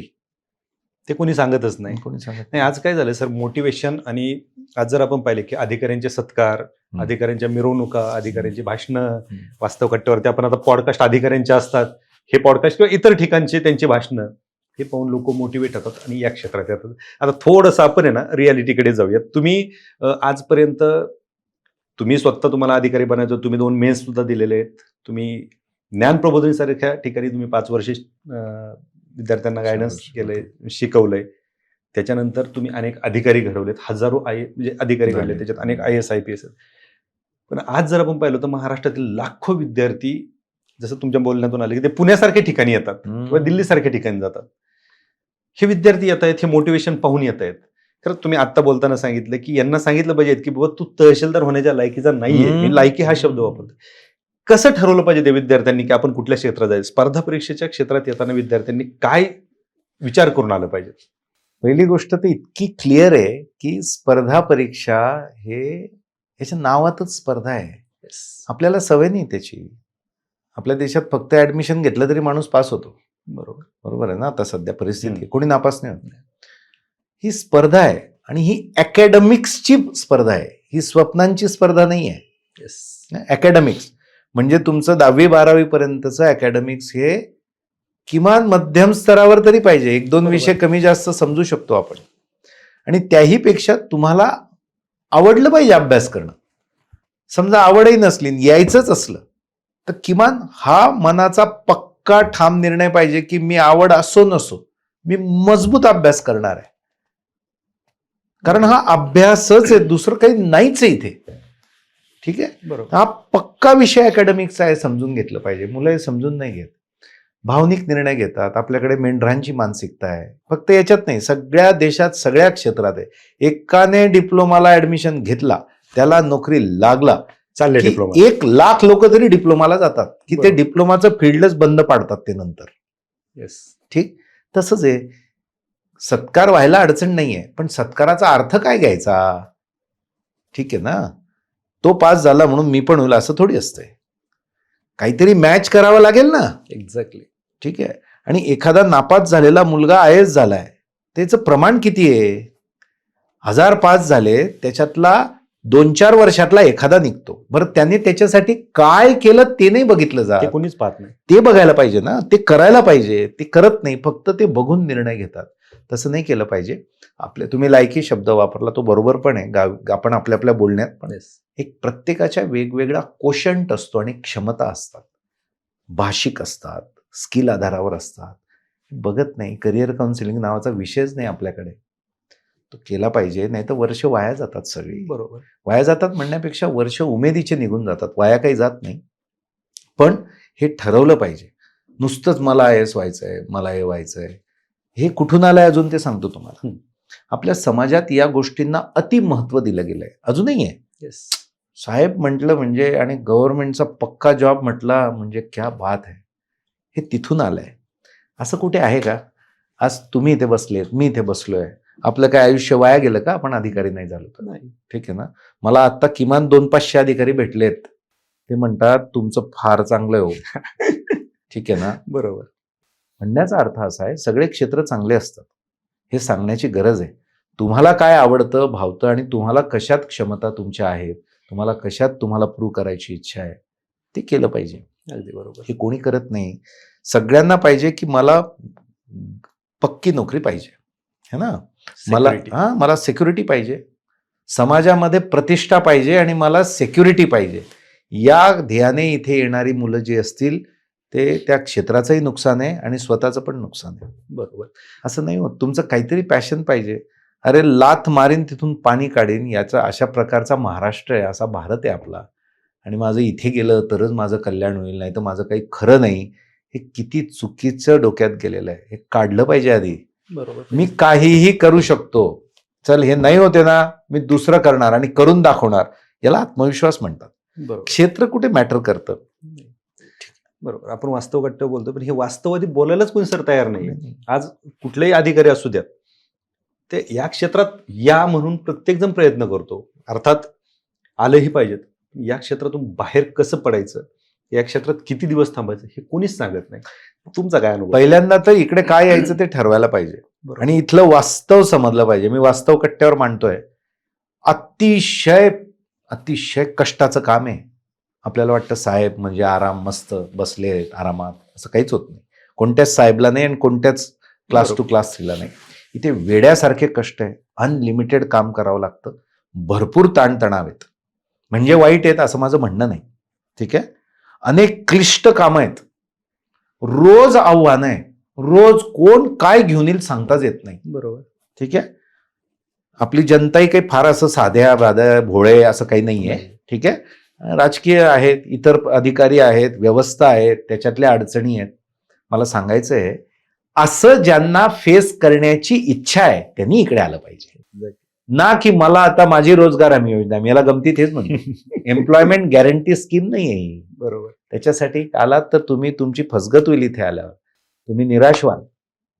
हे इथे आव्हान आहे आणि मला आव्हानं पेलायला आवडतं म्हणून मला इथे यायचंय, तर या. सिक्युरिटी मिळेल वगैरे ते दुय्यम गोष्टी आहे, त्या बाय डिफॉल्ट येतील. पण आधी क्षेत्र तर समजून घ्या, क्षेत्र काय आहे. बरोबर. इथे निर्णय घ्यावे लागतात, जबाबदारी घ्यावी लागते, इथे क्लिष्ट अडचणी सोडवाव्या लागतात, इथे अनेक ताणतणाव असतात, अनेक गोष्टींना सामोरं जावं लागतं, अनेक गोष्टी मनासारख्या होत नाहीत, इथे बदल्या असतात. ठीक आहे. 50-60% याच्यात तर फार गडबड गोंधळाचे प्रकार सुरू आहेत. हे काही मी काही सांगायला घाबरणार नाही. ठीक आहे.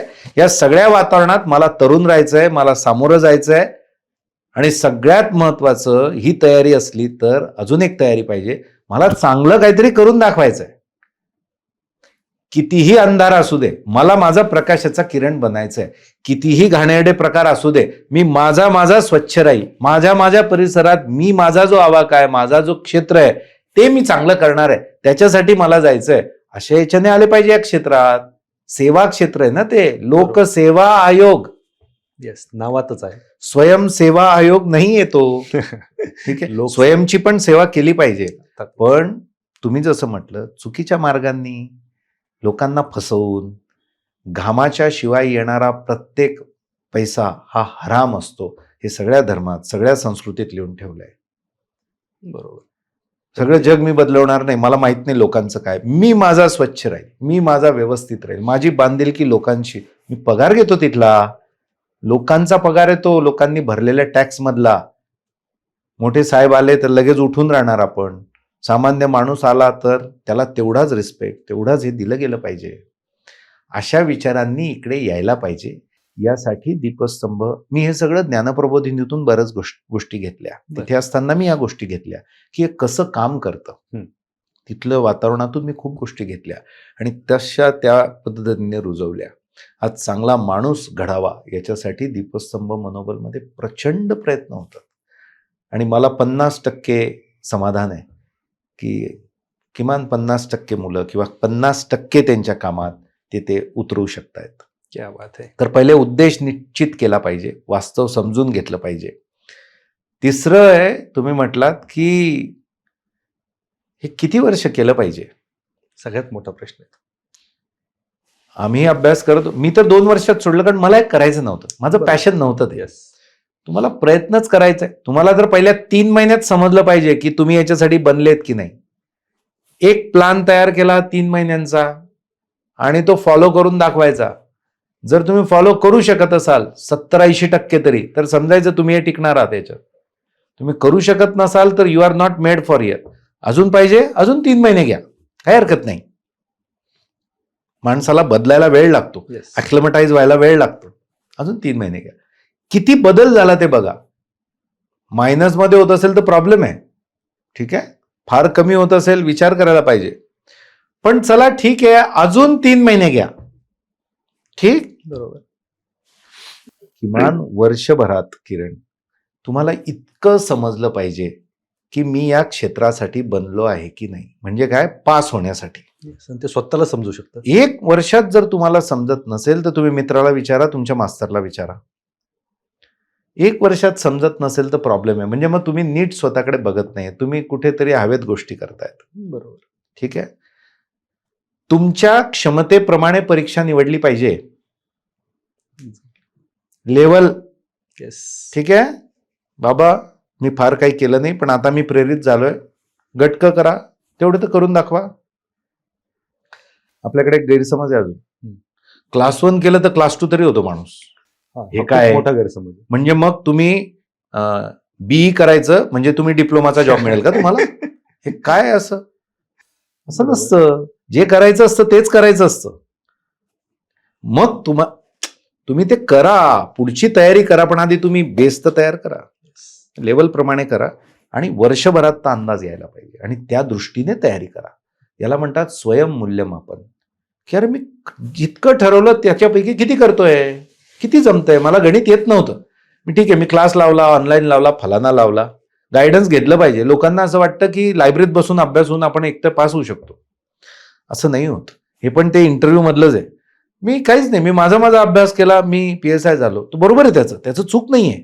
अरे पण सगळे तसं नाही करू शकत ना. त्याचं अकॅडमिक्स वेगळं आहे, त्याचं अंडरस्टँडिंग, त्याच्या इतक्या वर्षाची जी जडणघडण झाली आहे, त्याचा IQ, हे सगळं वेगळं आहे. म्हणून जिथे गायडन्सची गरज आहे तिथे प्रोफेशनली गायडन्स घेतलं पाहिजे, क्वालिटीचं घेतलं पाहिजे. बरोबर. आणि इतकं करून जर वर्षभरात तुम्हाला समजत नसेल मग काहीतरी चुकतंय. आम्ही असं म्हणतो कायम, मी बोलताना, की तुम्ही एक फार झालं तरी तुम्हाला वाटलं की नाही मी स्वतःला वेळ दिला पाहिजे, मी अजून ताकद लावली पाहिजे.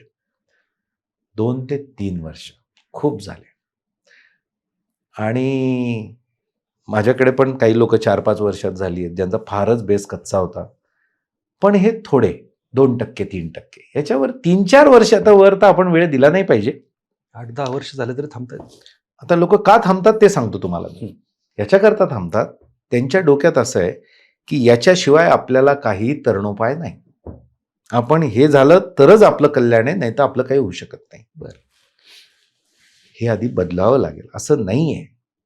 ह्या क्षेत्रात जागा किती, आपले तरुण किती, वास्तव बघितलं पाहिजे. ठीक आहे. या क्षेत्रातून आजपर्यंत जी लोक पास आउट नाही झाली ती काय रस्त्यावर आली का? नाही. मी तुम्हाला हजारो स्टोरी सांगू शकेल की त्यांनी त्यांचं जग इतकं उभारलं. ठीक आहे. तर हे एक आपण प्रयत्न करतोय काहीतरी सर्वोच्च मिळवण्याचा. ठीक नाही झालं तर तुम्ही नक्की दुसरं काहीतरी करू शकतात आणि नक्की प्रत्येकात काहीतरी असतं ते शोधा. ऍक्च्युली कॉम्पिटेटिव्ह एक्झाम नाही, हे जनरल करिअर आहे. जनरल म्हणजे काय? कोणीही करू शकतं असं त्यांचं म्हणणं आहे. येस. याला काही स्पेशल हे रिक्वायर्ड नाही, पण तुमच्या प्रत्येकामध्ये काहीतरी स्पेशल आहे ते शोधा. तुमच्यात कुठलं स्किल आहे? तुमच्यात कम्युनिकेशनचं स्किल आहे का? तुमच्यात व्यवहाराचं स्किल आहे का? तुमच्याकडे एखादी गोष्ट ऑब्झर्व करण्याचं स्किल आहे का? प्रायव्हेट फील्डमध्ये, सामाजिक क्षेत्रामध्ये इतके जॉब आहेत आणि लोक भेटत नाही आहेत पाहिजे त्या क्वालिटीचे. बरोबर. मग त्याच्यात क्वालिटी आणण्यासाठी तुम्ही प्लॅन बी निवडा, त्याच्यासाठी 1-2 वर्ष द्या, स्ट्रगल घ्या. पण जर तुम्ही उत्तम दर्जाचा परफॉर्मन्स दिला तर लोक तुम्हाला डोक्यावर घेतील, कारण माणसं चांगल्या दर्जाची मिळत नाही देशामध्ये. म्हणून तुम्ही हे करत नाही याचा अर्थ तुम्ही नंतर काहीच करू शकणार नाही असं होत नाही. अजून एक कारण असतं, लोक काय म्हणतील. गावाकडे साहेब सांगून ठेवलंय. तर पहिल्यांदा ना तुम्ही हे काम कॉम्पिटेटिव्ह करायला सुरुवात केली की तुमचे मित्र, नातेवाईक आणि सगळे गाव शिवातले लोकांना सांगून द्या, ही स्पर्धा परीक्षा आहे, याच्यात पास होतोच असं नाही. ठीक आहे, मी एकतर पास होईल नाहीतर मी नाही होणार, आणि नाही झालं तर माझं काही जग बुडत नाही, मी अजून काहीतरी चांगलं करीन, पण मी हे प्रयत्न करतोय. हे असं क्लॅरिटी ठेवली पाहिजे घरी, मित्रात, कुत्रा. आपण काय करतो, आपण ना मोठ्या मोठ्या गोष्टी आधीपासून करायला लागतो. मोठ्या गप्पा, मोठ्या प्रिलिम झालं तरी आपल्याकडे गुलाल लावतात, बॅनर लागतात. बॅनर काय फालतू पण आहे. बरोबर. ठीक आहे, काही विशेष नाही आहे. पास होणं सुद्धा फार विशेष नाही खरं तर. ठीक आहे ना, कारण काम पुढे आहे, हे तर फक्त पहिली टप्पा झालाय. तर वास्तवतेचं स्वतः पण भान ठेवा, नातेवाईकांना आणि मित्रांना पण भान द्या. किती क्लॅरिटी आहे, हे मी पास होईल किंवा मी नाही होणार, दोघं शक्यता आहे की नाही मला सांगा तुम्ही. दोन्ही आहे, बरोबर. माझी तयारी आहे. पहिल्या दिवशी म्हणा की या दोघांना माझी तयारी, पण मी तर पूर्ण प्रयत्न करेल पास होण्यासाठी, पूर्ण ताकद लावून देईल. पण बाकीच्या गोष्टी माझ्या हातात नाहीये. ही स्पर्धा आहे ना, दुसऱ्याचा परफॉर्मन्स तुमच्या हातात आहे का? नाहीये. माझ्या हातात काय, माझे प्रयत्न, ते मी बेस्ट करेल, इम्प्रूव्ह करत करत करेल. 2 वर्ष घेईल, 3 वर्ष घेईल, पण एक पॉइंट येईल आणि तिथे मला समजायला पाहिजे की यार आता इम्प्रूव्ह नाही होते. ठीक आहे, मान्य आहे, 4 दिवस वाईट वाटेल, पण 5व्या दिवशी तर जग ओपन आहे तुम्हाला. बरोबर, संधी आहेत भरपूर, तुम्ही काय काय नाही करू शकत. आणि जो माणूस ह्या परीक्षा देतो खरंच त्याला चांगलं ज्ञान येतं, एकतर पूर्ण आवाका येतो समाजाचा, मेहनतीची सवय लागून जाते. अभ्यास करणं रोज 8 तास. ठीक आहे, तुम्ही हे जर दुसऱ्या क्षेत्रात वापरलं ना, मी तुम्हाला सांगतो एवढी प्रचंड संधी आहेत. बरोबर, एवढी ताकद जर दुसऱ्या क्षेत्रात वापरली बिलकुल, तर तुम्ही म्हणताय तसं भरपूर संधी आहेत आणि योग्य वेळी घेतलेली एक्झिट हे सगळ्यात मोठं यश असू शकतं. आणि तुम्ही जे सांगितलं की याच्यातून बाहेर पडल्याच्या नंतर अपयश नाही, स्पर्धा परीक्षेचा विद्यार्थी कधीच अपयश होऊ शकत नाही. आज माझ्या समोर बसलेलं उदाहरण म्हणजे तुम्ही. आज जर तुम्ही स्पर्धा परीक्षेत असते तुम्ही अधिकारी झाले असते, पण हे जे काय हजारो अधिकारी घडले, कदाचित त्यातले कित्येक लोक अधिकारी घडले नसते. आणि हायर एज्युकेशनची मुलं, माझ्याकडे जेवढे अधिकारी झाले तेवढे हायर मध्ये गेले. बरोबर, माझा आत्ता मुलगा ब्लाइंड आहे, IIM मधून पास आउट झालाय. बरोबर, 28 लाखाचं पॅकेज आहे त्याला. आत्ता काय पाहिजे अजून, कुठल्या अधिकाऱ्याला कोणालाच नाही मिळत. बरोबर, ठीक आहे, माझे कित्येक मुलं चांगले शिक्षक झालेत, चांगले कलाकार झालेत. माझा मुलगा एक दोन्ही पाय नाही, त्याला आई वडील पण माहिती नाही, जे स्कूल ऑफ आर्ट मधून पास झाले, त्याचं एक चित्र काढलं त्याने तर त्याला 5-10 हजार लोक 5-10 हजार रुपये देतात. अरे किती क्षेत्र आहे. तर या सगळ्या क्षेत्रात दीपस्तंभ मनोबल मधून मुलं जातात. क्या बात आहे सर. आणखीन एक गहन प्रश्न आहे की मला स्पर्धा परीक्षेची तयारी करायची तर मला पुण्यालाच जायचंय. पुण्यात वातावरण आहे, हे नक्की वातावरण काय म्हणणार, कारण तुम्ही पुण्यातच होतात, तुम्ही पण पुण्यात आला होतात, हे नक्की कसलं वातावरण आहे? तर वातावरण खरं तर असतं पुण्यात म्हणण्यापेक्षा वातावरणाचा परिणाम होतो. वातावरण म्हणजे काय असतं की अभ्यासाला शांत जागा आहे, आजूबाजूला 10-15 जण अभ्यास शांततेत करतायत, फोकस्ड वेने करतायत, टाइमपास नाही करत आहे, एकमेकांशी प्रसंगी चर्चा करतायत, एकमेकांना अडीअडचणी विचारतायत, गायडन्सची व्यवस्था आहे, मार्गदर्शन काही लागलं तर ते मिळतंय. याला वातावरण म्हणतात. वातावरण हे काय थंड वातावरणाचा विषय नाहीये. तर हे वातावरण आधी खरंच फक्त पुण्याला होतं. कारण सगळे एकत्र आले की वातावरण तयार होतं. येस. ठीक आहे, माहोल म्हणतात त्याला. हम्म. ठीक आहे, गणपतीत कसं 4 लोक नाचायला लागले की वातावरण तयार होतं, बरोबर. सगळे नाचतात. येस. पण मी जे म्हटलं, दीपस्तंभ हा पहिला प्रयोग होता महाराष्ट्रात की व्यवस्थित रचना लावून उत्तम दर्जाचं निवासी शिक्षण प्रशिक्षण उपलब्ध करून देणं. आणि मी तुम्हाला सांगितलं, सगळ्या 36 जिल्ह्यातली मुलं शिकायला यायला लागलीत. बरोबर. वातावरण कुठेही तयार करता येतं. मी तुम्हाला असे 1000 नावं सांगेन की जे पुण्यात नाही आले आणि अधिकारी झालेत. पण आपल्याकडे तेच आहे, पुन्हा मेंढरांसारखं आहे, काहीतरी एक डोक्यात घेतो, आपण त्याला काय म्हणतो, म्हणजे आपल्याकडे सगळ्या अंधश्रद्धांवरच चालतं बऱ्याच गोष्टी. असंच काही काही लोक तर बघा, माझं या जागेवर बसलं ना मला पास होईल. हो. ठीक आहे, जागा सोडत नाही. अंधश्रद्धा आहे. वैज्ञानिक दृष्टिकोन कधी करणार आपल्याकडे आपण? तर तुम्ही वातावरण कुठेही निर्माण करू शकतात. ठीक आहे, तर वातावरण निर्माण केलं जाऊ शकतं. अजून सांगू एक, येस. तुम्ही जर मनापासून आतून पेटलेला आहे ना की करणार म्हणजे करणार, तर वाईटात वाईट वातावरणात तुम्ही अभ्यास करता. आहेत ज्याला, अरे भरपूर उदाहरण आहे, ज्याला पक्क पेटलेला आहे तो की मी, आणि कोणासाठी, गाडी घोडी आणि फोटोंसाठी पेटू नका. अरे एक आयुष्य मिळालंय, ते आयुष्य जर सत्कारणी नाही लागलं, कर्तृत्व नाही दाखवलं, तर करणार काय? याच्याकरता पेटून उठलं पाहिजे. बाकी मायबाप आहेतच. बरोबर. एकदा जर तुम्ही पेटून उठलात ना, तुम्ही सगळं करू शकता. पण तरीही वातावरणाचा महिमा आहे. मी अशी मुलं मुली पाहिलेत. आता आपण 18 खेड्यांमध्ये ग्रामीण युवा प्रेरणा केंद्र चालवतो, लायब्ररी चालवतो. 18. तर खेड्यात बसून पोरं पास होऊन जातात. बर. आणि आता तर ऑनलाईन झालंय, तुम्हाला पाहिजे ते ऑनलाईन गायडन्स मिळू शकतं, पाहिजे ते. बरोबर, लोक लायब्ररीत बसून ऑनलाईन क्लास करतात. ग्रामीण भागाच्या भाषेत, अरे भैताडांनो, 400 किलोमीटर दूर कशाला इकडे येतात? 10,000 रुपये तुम्ही राहणं खाण्याला खर्च करतात, तेही वाईट परिस्थितीत राहतात. ठीक आहे ना, बरोबर. घरी पैसे नाही, घरचे कसं करतात त्यांना माहिती आहे, आणि तुम्ही इथे येऊन 10वी 12वीचे पुस्तकं वाचता. ठीक आहे, आणि काय तर म्हटलं इथे अभ्यास होतो. कोणत्याही तालुक्याच्या ठिकाणी 10 लोकांनी ठरवावं, तिथे वातावरण निर्माण करता येतं. तुम्ही 1 महिना या ना इकडे, एखादा कोर्स करायचा आहे तुम्हाला, मेन्सचा कोर्स करायचा आहे, काही करायचा आहे, इंग्लिशचा क्लासच मला स्वतःहून करायचा आहे, 1 महिन्याच्या वर बॅचेस नाही येत नाही, परत जा. किती गर्दी, किती गोंधळ, किती पैसा, घरच्यांचे हाल काय आहेत. आता मी पूर्ण खेडेपाडं फिरलोय, हाल होतात. त्याच्यामुळे असं नाही केलं पाहिजे, असं नाही आहे. होऊ शकतं, हां काही गोष्टी आहे एक्सपर्टीजच्या, त्या करता येतात. आणि 2020 नंतर ऑनलाईन आल्यामुळे तर तेही निघून गेलं. आता ज्याला करायचंय ना बॉस, तो करतो. आम्हाला वातावरण लागतं. मनोबल का केलं माहिती? अपंगांना नाही करतायत तसं, अनाथांना नाही करतायत तसं, ग्रामीण भागातल्या मग त्यांच्यासाठी. मग हे असणं चुकीचं नाही आहे. मी ते पण मी वास्तव सांगतोय. समजा असलं वातावरण हे सगळं चांगलंच आहे. बरोबर, पण हे आहे तरच सगळं होईल. आणि मी पुण्यात गेल्याशिवाय होणार नाही, काढलं पाहिजे डोक्यातून आता. ऐसा नहीं है भाई, आपको पहले पास होना है क्या और करना है क्या, वो डिसाइड कर लो, फिर सब कुछ होगा. तुम्ही सांगितलं ना, आतून पेटलेलं असेल तर वाईटात वाईट परिस्थितीत देखील जॉब करून लोक पास होतात. मी माझ्याकडच्या कित्येक महिला आहेत, लग्न झालेलं, मुलं बाळ आहेत, जॉब करतात प्रायव्हेट, आणि एवढं करून पास आउट झाले. त्या करू शकतात, तर हे करू शकतात. तर मुद्दा असा आहे की पहिल्यांदा असं याच्याकडे असं नाही बघितलं पाहिजे की मी इथे गेल्यावरच मी पास होईल, असं नाही. बरं सर, तुम्ही आता पुस्तकाचा विषय काढला होता. मी ज्यावेळेस अभ्यास करत होतो ना सर, त्यावेळेस एकतर पुस्तकं खूप कमी होते, आणि आता जसा डिस्काउंट मिळतो तो डिस्काउंट हा प्रकार नव्हता. पुस्तक घ्यायचं, डिस्काउंट मिळतो ही पण अंधश्रद्धा आहे. येस, गैरसमज आहे, तो व्यवहार आहे. ती मानसिकता आहे फक्त लोकांची की डिस्काउंट मिळतो. पुस्तक ज्याला जेवढ्या तेवढ्यालाच मिळत असतं ते, पण ती एक मानसिकता झालेली. पण सर ज्यावेळेस मी अभ्यास करत होतो ना, त्यावेळेस मी एक पहिलं पुस्तक पाहिलं होतं, कदाचित पहिलं चुकतोय का बघा, पहिलं पुस्तक होतं की जे 4 कलर मध्ये होतं, त्याची क्वालिटी चांगली होती, आणि त्याच्यामध्ये दिलेलं कंटेंट हे क्वालिटी होतं, त्याच्यामध्ये दिलेले चार्ट हे पहिल्यांदा कुठेतरी कारण कुठेतरी अभ्यास करताना ते चार्ट तयार करावं लागायचे, त्याच्यात वेळ खूप जायचा. ते चार्ट दिलेले होते, ते डायग्राम दिलेले होते, आणि जसे चार्ट आहेत तसे ते पेपरला दिसायचे समोर.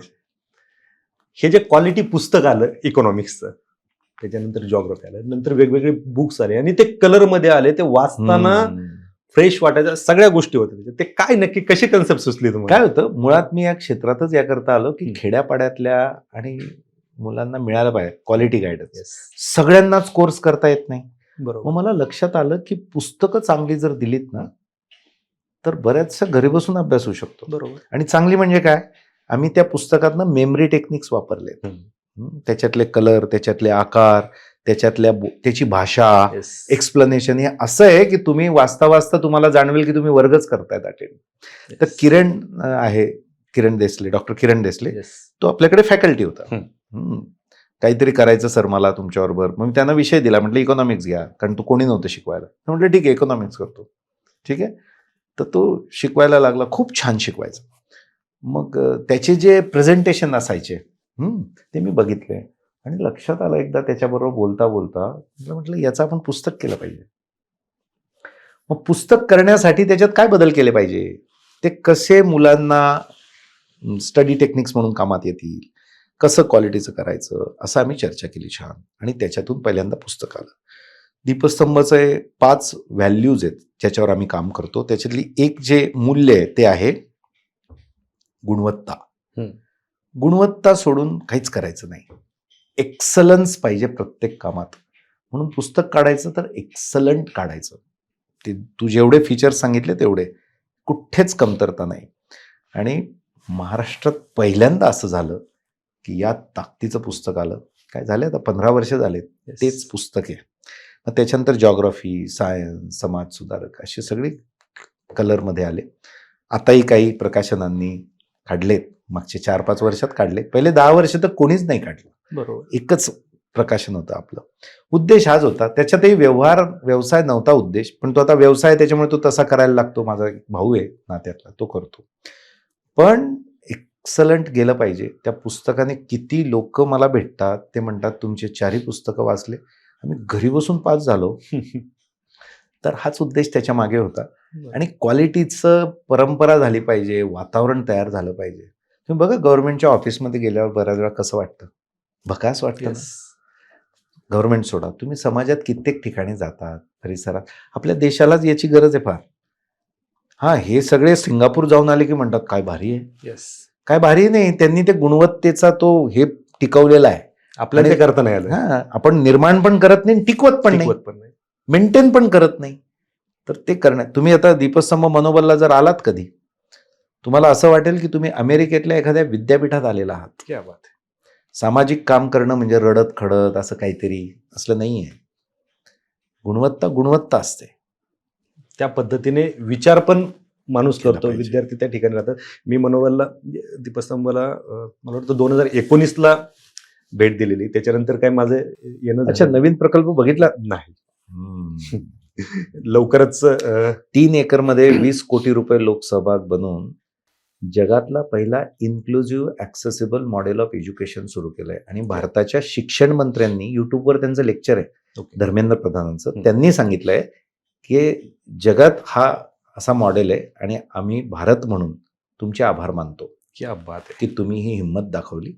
हा ॲक्सेसिबल 14 प्रकारच्या अपंगत्वासाठी आहे, इन्क्लुझिव्ह आहे, हायर एज्युकेशन आणि सर्व प्रकारच्या कॉम्पिटेटिव्ह एक्झामची बेस्ट क्वालिटीची यंत्रणा आहे.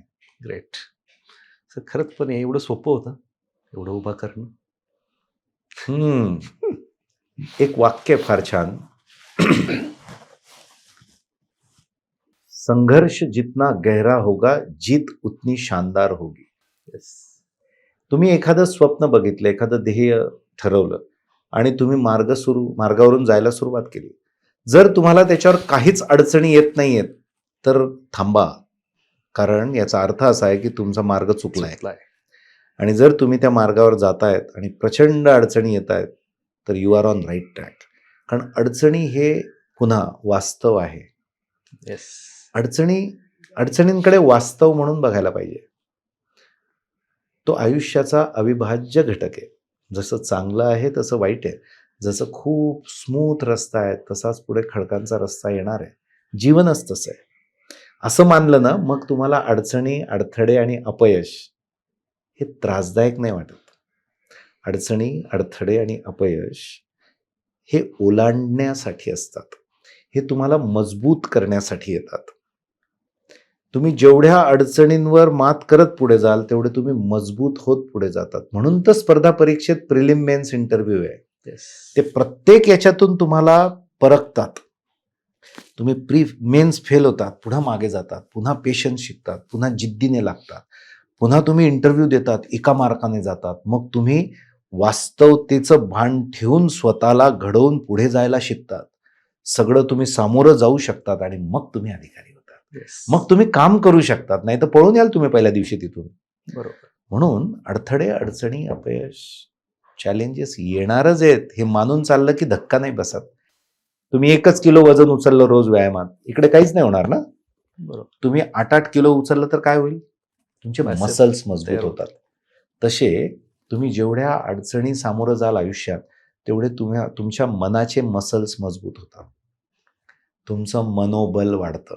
म्हणून संस्थेचं नाव मनोबल आहे, की तुमच्याकडे काहीही नसलं पण तुमचं मनोबल जर मजबूत असलं तर तुम्ही पाहिजे ते निर्माण करू शकता. अरे ज्याला दोन्ही हात दोन्ही पाय नाही तो मुलगा IRS आहे बॉस, काम करतोय, आपल्याकडे सगळं उसके पास मनोबल है.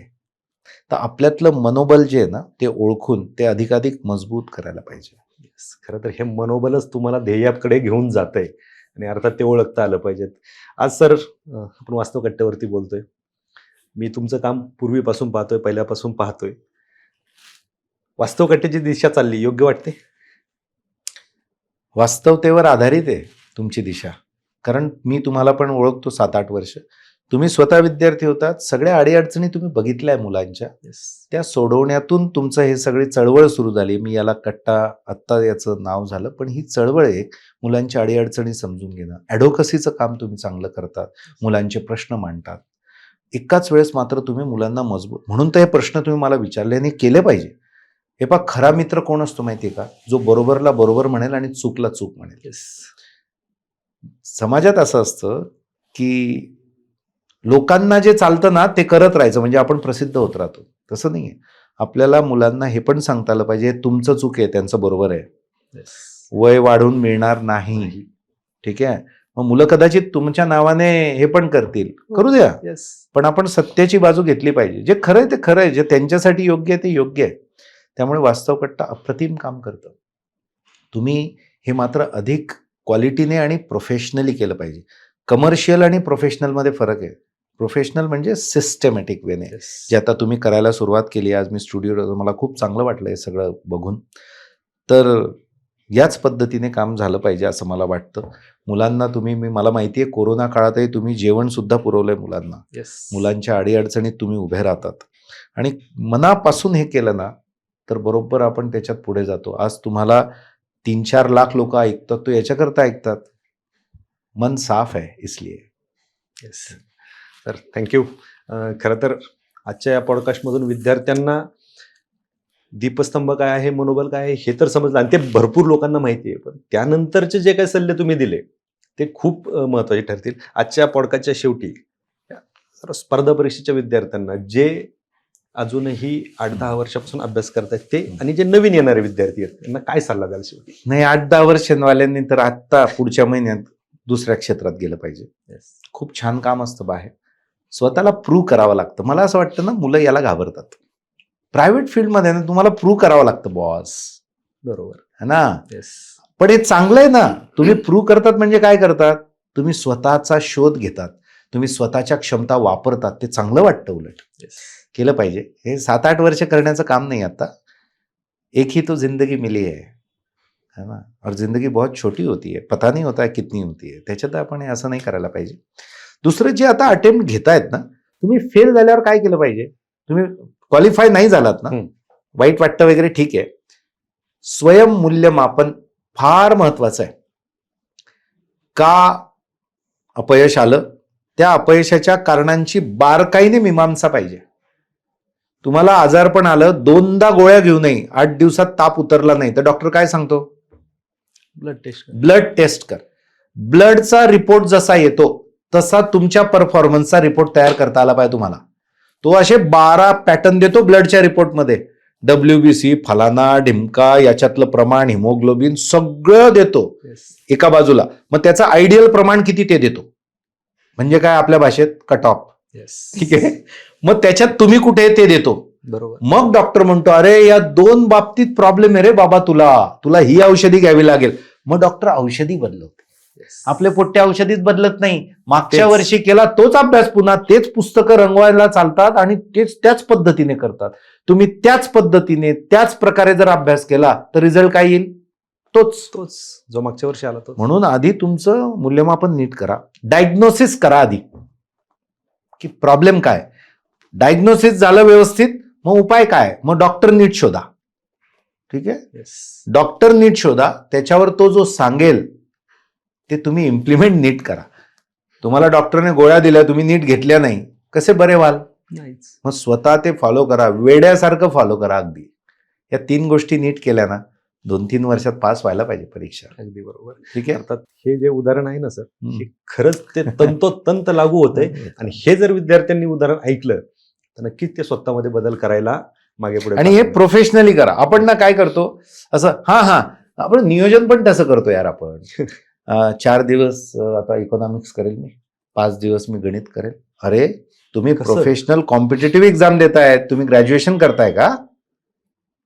पूर्ण परफेक्ट प्लॅन तयार पाहिजे अभ्यासाचा. तासाचा मिनिटांचा हिशोब पाहिजे. हा आला चालला चहा प्यायला, तो आला चालला चहा प्यायला, हा गावाकडून मुलगा आला, मित्र आलाय चालला बूट घ्यायला. काय फालतूपणा आहे. बरोबर, दिवस त्याच्यातच जातो. म्हणूनच आपण पास लवकर होत नाही. Be professional. माझी वेळ ठरलेली आहे. मित्र आला ना त्याला सांगायचं माझं वेळ वेगळा आहे आता, तू जाऊन ये. आणि नसेल तर 6ची नंतर माझ्याकडे अर्धा तास आहे, तेव्हा आपण जाऊ. याला म्हणतात प्रोफेशनलिझम. कोणी टपकी मारतं, तुम्ही फिरत राहता, याला काय अर्थ आहे का? बरोबर. म्हणून या पद्धतीने प्रोफेशनली अभ्यास केला पाहिजे. नियोजन उत्तम पाहिजे. आधी तर का करतोय निश्चित पाहिजे, जाणीव पाहिजे. नाहीतर भयानक आहे भविष्य पण, आणि भूत तर आहेच आपला भूतकाळ. तर जाणीव पाहिजे, प्लॅन परफेक्ट पाहिजे, गायडन्स एकदम क्वालिटीचं पाहिजे, पुस्तकही चांगले वाचा, झेरॉक्स काय करता बावळट सारखे. ठीक आहे, बरोबर. Be professional. त्याच्यानंतर स्वतःला दिलेली कमिटमेंट. मी जर नियोजन केलंय बॉस, माझ्या जीवनासाठी मी हे करतोय, तर माझी सर्वोच्च प्रायोरिटी काय पाहिजे? तेच पाहिजे. दुसरं काय असू शकतंय? मोबाईल बंद पाहिजे, बंदच पाहिजे. दिवसातून अर्धा तास मोबाईल सुरू होईल, व्हॉट्सॲप, कॉल आणि सोशल मीडियासाठी अर्धा तास. अर्ध्या तासात काय दुनिया करायची करा, नंतर बंद. तुम्हाला काय आपले राजेश अग्रवाल साहेब सचिव आहेत सध्या महाराष्ट्राचे, ते फोन करतात का तुम्हाला काही कामानिमित्त? फोनचा काय संबंध आला? बंद. ज्याला काम येतो व्हॉट्सअप करेल तुम्हाला. आणि जे ठरलंय ते एक्झिक्यूट करणं, कोणालाच थारा द्यायचा नाही. अति महत्वाचं आणि अति तातडीचं असेल तरच नियोजनात बदल पाहिजे. आता अति तातडीचं आणि अति महत्वाचं म्हणजे जन्म मृत्यू, आणि दुसरं एखादा आजारी पडतोय, काही घडलंय तर, नाहीतर बदलवायचं नाही. बरोबर. हे करणं. आणि नंतर डॉक्टरचं सांगितलेलं उदाहरण, पासच व्हायला पाहिजे. अर्थात विद्यार्थ्यांनी जर हे ऐकलं तर हा खूप मोठा मंत्र तुम्ही आज शेवटी देऊन चाललात. खरं तर सर, तुमच्याबरोबर गप्पा मारायचे म्हटलं तर दिवसही कमी पडेल. आणि खरं तर ह्या गप्पा मारत असताना विद्यार्थी समोर पाहिजेत, आणखीन जास्त इफेक्टिव्ह होईल. ते देखील आपण करूयात. खरं तर सर, तुम्ही जे काम करताय त्यासाठी आमच्या सगळ्या टीमकडून तुम्हाला सलाम, आणि महाराष्ट्राकडून सलाम. कारण जे करताय ते तुम्ही पहिले आहात. मी याच्यात फक्त बदलोय. मी सुरुवात केली, पण आता हजारो लोक याच्यात योगदान देतात, तन मन धनाने. अनेक लोक व्हॉलेंटिअरिंग करतात, अनेक लोक शिकवतात मुलांना, काउन्सिलिंग करतात, अनेक लोक दर महिन्याला 100, 200, 500, 1000 रुपये देतात. असं वर्षानुवर्ष करतात. 18 कोटीचा बजेट असतो संस्थेचा. CSR फंड मिळवून देतात, स्वतः डोनेशन देतात, मुलांना मित्र म्हणून काम करतात. म्हणजे माझा हिअरिंग इम्पेअर्ड किंवा ब्लाइंड मुलगा असला ऑर्थो, तर त्याला दुसरा अभ्यास करणारा विद्यार्थी कुठला म्हणतो, मी याच्याबरोबर अभ्यास करून याला मदत करेल. मुलं अधिकारी झाल्यानंतर, दुसऱ्या जॉबमध्ये गेल्यानंतर डोनेशन देतात. माझी उलट तुम्हाला हे सांगणं आहे की हे माझं काम नाही किंवा हे दीपस्तंभचं नाही, हा पूर्ण समाजाचा आणि देशाचा प्रकल्प आहे. अख्खा देश, तुम्ही म्हणाल त्या राज्यातली मुलं याच्यात आहेत, ज्यांना कुणीच घेत नाही. तर तुम्ही सगळे सहभागी व्हा याच्यात. नक्कीच. कोण काय किती हा विषयच नाहीये, पण याच्यात सहभाग पाहिजे कुठल्या ना कुठल्या मार्गाने. कारण आपल्या राज्यघटनेत एक म्हटलंय, मी इथे वास्तव कट्ट्याला आल्या आल्या समोर राज्यघटना लावलेली बघितली मी. दर्जा आणि संधीची समानता त्याच्यात दिलाय. दीपस्तंभ मनोबल, मला अभिमान आहे या एक ओळीवर काम करतंय आणि एकमेव काम करतंय. माझ्याकडे असणाऱ्या सर्व मुलांना दर्जा आणि संधीची समानता मिळते. सर्व जातीचे, सर्व धर्माचे, सर्व आर्थिक परिस्थितीतले आणि माणसांचे जेवढे प्रकार असतात त्या सर्व प्रकारांची मुलं दीपस्तंभ मनोबलमध्ये आहेत. अशी क्या बात. म्हणजे तुम्हाला राज्यघटनेत जे दिलंय ना, जात, धर्म, पंथ, भाषा, लिंग, तुम्हाला पूर्ण राज्यघटना समजून घ्यायची असेल, तुम्ही दीपस्तंभ मनोबलला या. तुम्हाला राज्यघटना समोर बघायला मिळेल. तर म्हणून आपण सगळ्यांनी याच्यात सहभाग दिला पाहिजे, असं मी सगळ्यांना आवाहन करतो. Yes, मी देखील खरं तर समाजातील प्रत्येक घटकाला आव्हान करतो की जर असं चांगलं काम होत असेल तर त्यात आपला कुठेतरी हातभार लागला पाहिजे. आणि लोकांना सर प्रत्येक वेळी असं वाटतं की हातभार म्हणजे आर्थिक हातभार असतो काय, त्याही पलीकडे आपण खूप करू काही शकतो. गोष्टी करू शकतो. सर खरं तर तुम्ही आज वास्तव कट्ट्यावरती आलात आणि मनसोक्त गप्पा मारल्या, सगळा प्रवास सांगितला आणि आम्हाला वेळ दिली, त्याबद्दल आपलं मनपूर्वक आभार. थँक्यू. धन्यवाद. तुम्हालाही शुभेच्छा. Thank you sir.